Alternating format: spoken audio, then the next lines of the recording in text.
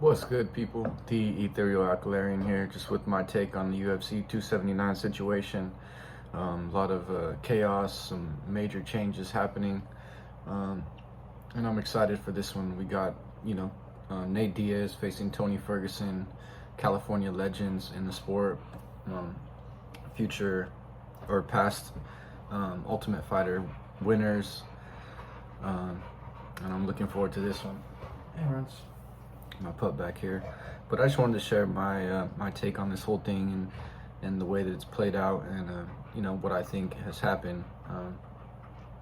I was actually out in Las Vegas on Wednesday and Thursday. I wanted to go to the press conference. I was still trying to decide if I was going to go to the fights, and while I was at the press conference, you know how the press conference got canceled and everything. It was pretty intense. You see all of the whole Nate Diaz crew there on the lower level. They were like standing up the whole time. I'm sure it's all dirty and stuff.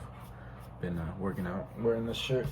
But so yeah, Nate Diaz crew was there standing up, looking over at Khamzat's side, and I could just feel like, the energy. Nate's crew was definitely the alpha in that situation. Khamzat's crew was sitting down. None of them were looking over. Trying to challenge those guys. And then, I've seen a lot of interviews like Darren Till, Khamzat's coaches. They were trying to sound like they were acting tough, and that was not the vibe that I got. They wanted no piece of the Nate Diaz army.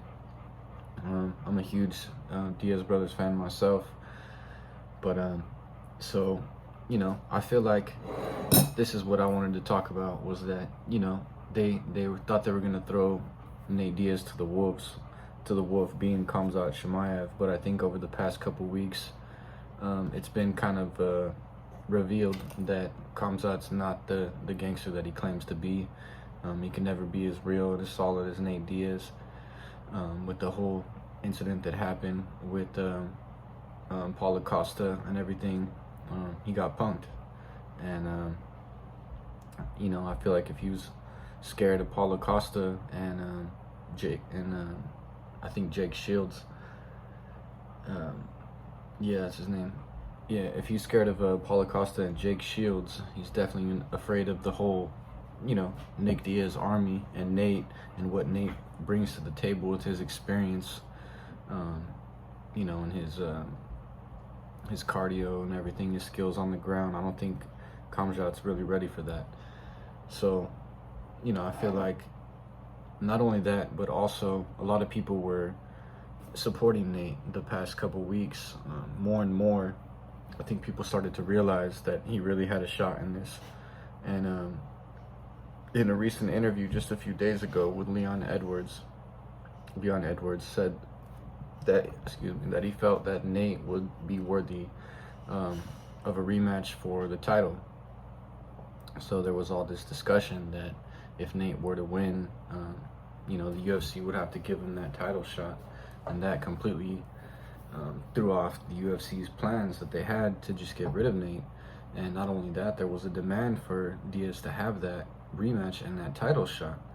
So, I think that may have been what led to this situation where Khamzat ended up coming in overweight, casually, without a care in the world. And I feel like, he was probably told, like, don't worry about making weight. We're going to change things. We have different things in plan. You're going to fight Holland.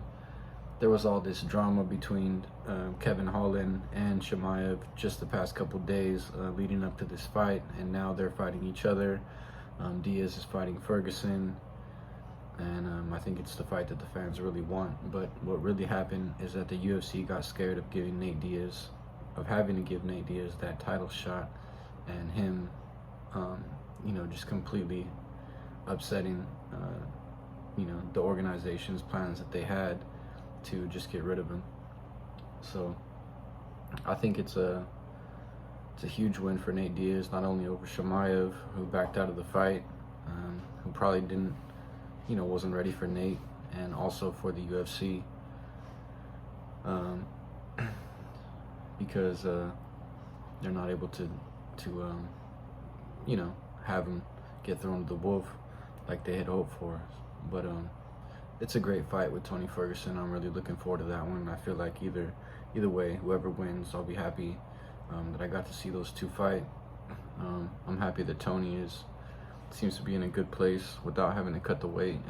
He's at 170 right now, and you know, he seems confident with his preparation leading up to this fight. Even though he was supposed to fight Jin Lee, or I forgot that guy's name, but you know, shout out to all the fighters for, you know, being willing to put on the show for us and make these changes.